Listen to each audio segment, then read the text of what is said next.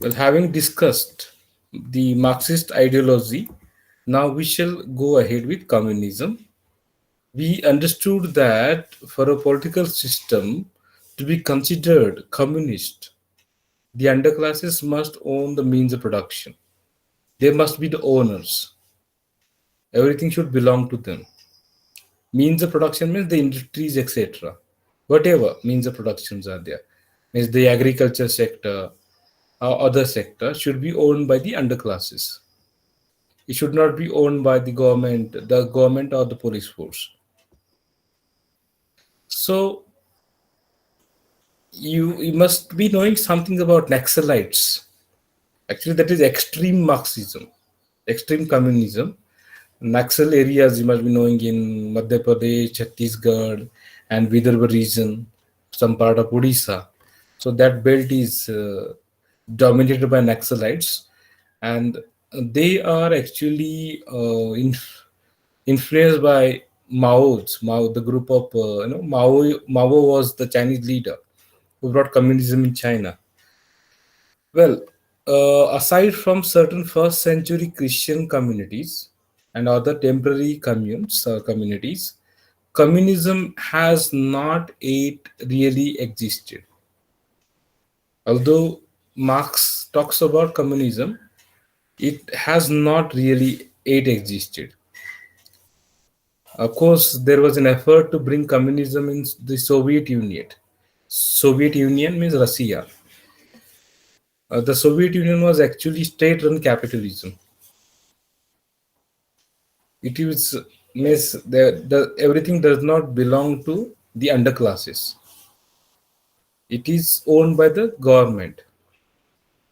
So Marx is known also for saying that religion is the kind of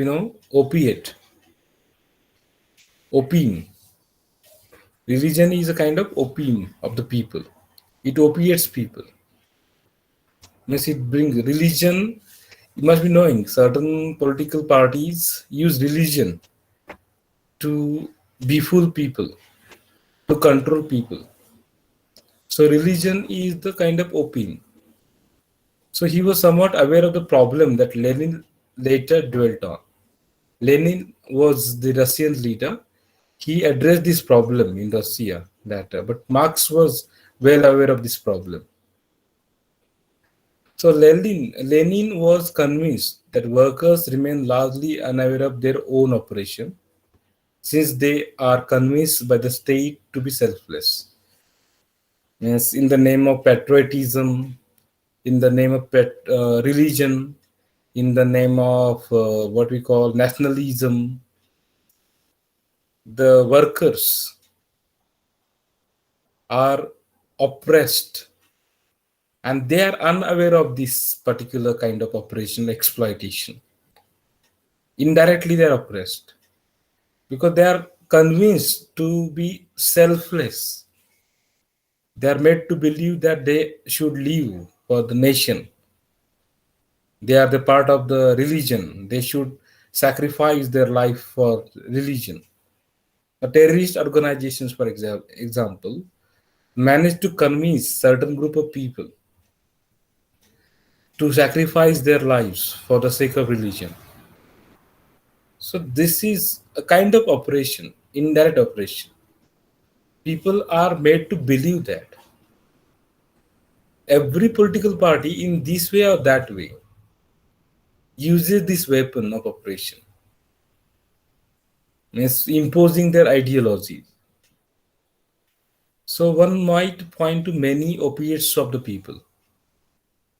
Under most political systems, there are different forms of this kind of, intoxications, diversion that prevent real consideration of consideration of trying to change unjust economic conditions. People are diverted. They're made to think something else instead of thinking about the economic conditions. Okay, Miss. Presently, certain critics believe that the central party, ruling party now at the center, diverts. It was the case of other parties as well. Every political party, in this or that way, tries to divert the attention of the people. Now they got the opportunity to divert in the name of COVID-19. Yes, people have stopped thinking about economic conditions because, first of all, life is given priority. Now there are certain complications. Nothing is straightforward as such. So communism never existed as such. In the next part of my discussion, I shall be talking about the application of this theory to literary criticism.